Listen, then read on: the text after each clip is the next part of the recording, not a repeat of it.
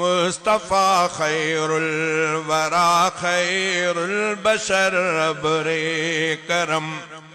सैयदुल कौनैन जंहिंजे इश्क में अरबो अजम मुस्तफ़ा खैरुल वरा खैरुल बशर अबरे करम ओए पेरवी पैगंबरी अले हुक्म क्यों परवरदिगार हुक्म क्यों परवरदिगार पासदारी करण वारने ते खुदा जो आरहम मुस्तफ़ा खैरुल वरा खैरुल बशर अबरे करम सैयदुल कौनैन जंहिंजे इश्क में अरबो अजम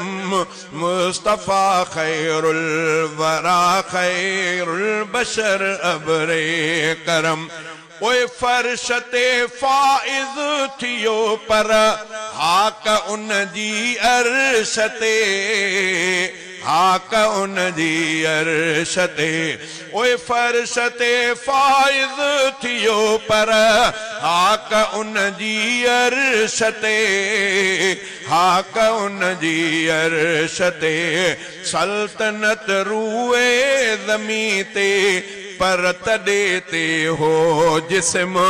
सल्तनत रूए ज़मी ते पर तॾे ते हो जिस्म मुस्तफ़ा खैरुल वरा खैरुल बशर अबरे करम सैयदुल कौनैन जंहिंजे इश्क में अरबो अजम मुस्तफ़ा खैरुल वरा खैरुल बशर अबरे करम ओए कॾहिं ताइफ़ में रतोरत कॾहिं ज़ख्मी जंग में कॾहिं ज़ख्मी जंग में कॾहिं ताइफ़ में रतोरत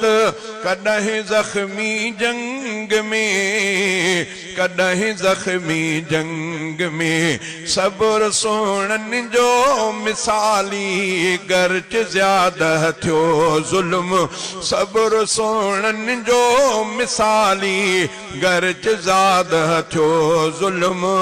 मुस्तफ़ा खैरुल वरा खैरुल बशर अबरे करम सैयदुल कौनैन जंहिंजे इश्क में अरबो अजम मुस्तफ़ा खैरुल वरा खैरुल बशर अबरे करम उन जे शागिर्दनि कयो इस्लाम के राइज रवां इस्लाम के राइज रवां उन जे शागिर्दनि कयो इस्लाम के राइज रवां इस्लाम के राइज रवां साथ दुख सुख में निभाइण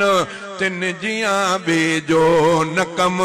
साथ दुख सुख में निभाइण तिन जियां बेजो न कम मुस्तफ़ा खैरुल वरा खैरुल बशर अबरे करम सैयदुल कौनैन जंहिंजे इश्क में अरबो अजम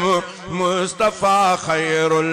वरा खैरुल बशर अबरे करम 23 बरहन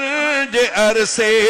में अची वियो इनक़िलाब हा अची वियो इनक़िलाब 23 बरहन जे अरसे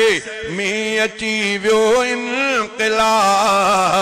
हा अची वियो इनक़िलाब दंग दुनिया थी वई तारीख़ अहिड़ी थी रक़म मुस्तफ़ा खैरुल वरा खैरुल बशर अबरे करम सैयदुल कौनैन जंहिंजे इश्क में अरबो अजम मुस्तफ़ा खैरुल वरा खैरुल बशर अबरे करम सैफुल्लाह ले दवी छा शान शामिल थो करे शान शामिल थो करे सैफुल्लाह ले दवी छा शान शामिल थो करे